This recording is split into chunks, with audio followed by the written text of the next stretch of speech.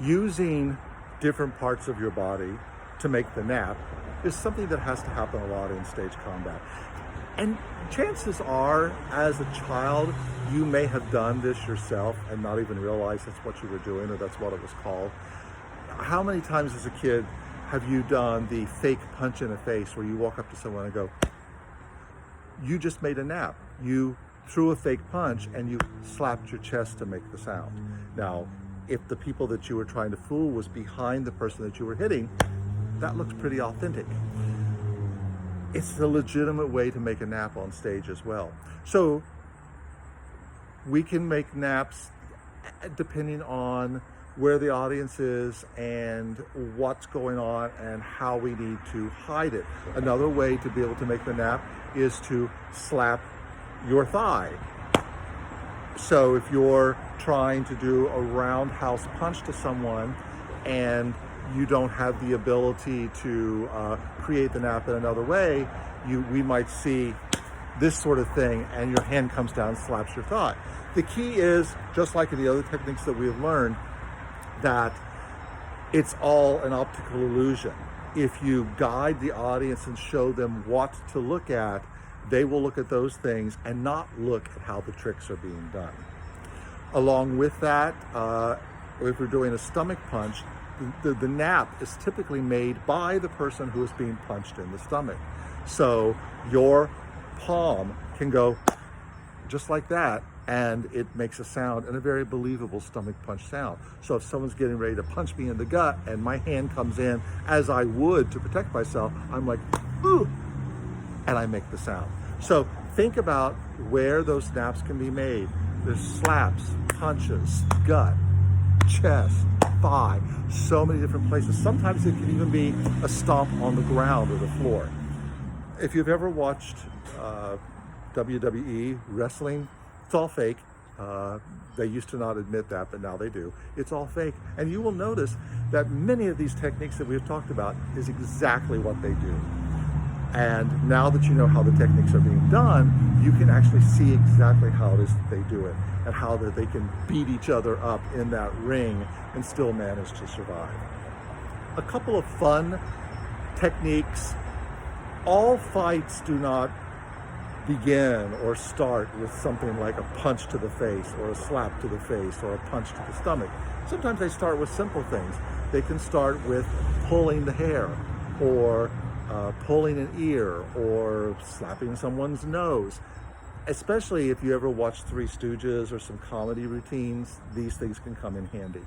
So just a couple of techniques when it comes to these simple moves. If you're pulling someone's hair, typically, if we were doing it for real, we would grab a fistful of hair and pull. Well, we're not going to do that on stage.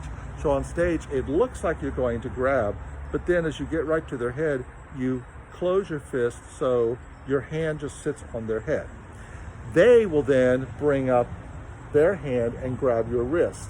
So as you try to lift your hand off their head, they are actively pulling it down and creates the illusion that you're pulling them, even though it's completely safe. And the moment that they would let go, your hand would fly away.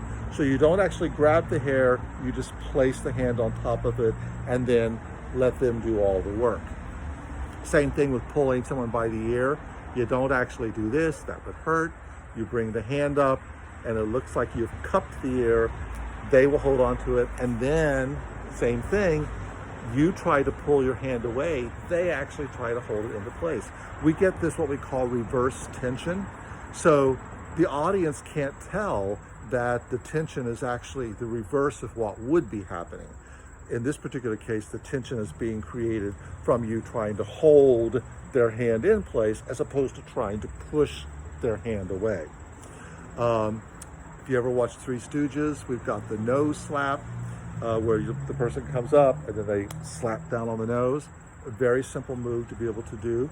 You want to take your hand, you don't want to pinch the nose, you just want to put the fingers on either side of the nose, take your hand and slap down.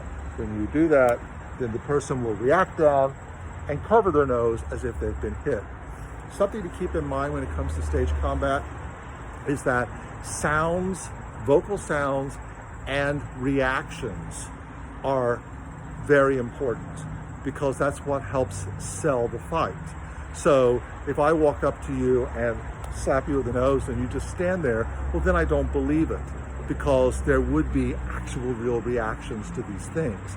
So as actors, make sure you sell the fight. Make sure you make us believe the pain. Have lots of sounds, have lots of reactions. Oftentimes, a stage fight will be tied to a script, so you'll even have lines. And so it's through those lines that we can hear, and the actor would know exactly when something is happening. For example, if I was going to slap you in the face and I have the line "get out," well, the fight choreographer may say, slap them on the word "out," so that I can walk up to you and go, "Get out." Then you, as the actor, you know the timing. You know every single time when that slap is going to happen. It's going to happen on the word "out." What that also does is, and this happens more often than not, sometimes we will miss the nap, meaning that we're all set up, but for some reason it doesn't happen. I know that I'm supposed to make the nap on the word "out," and I come up to you and go, "Get out," and I missed my hand. So at least we still have your reaction to what would have been a slap, and that's going to be some physicality, some vocalization, but we also have my word "out."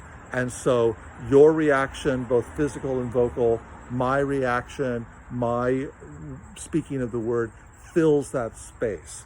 It's not ideal, but it's better than just having silence and letting the audience know that the trick or the illusion didn't work. So keep in mind that the key to stage combat, once you get the technique, is that you also have to be able to act.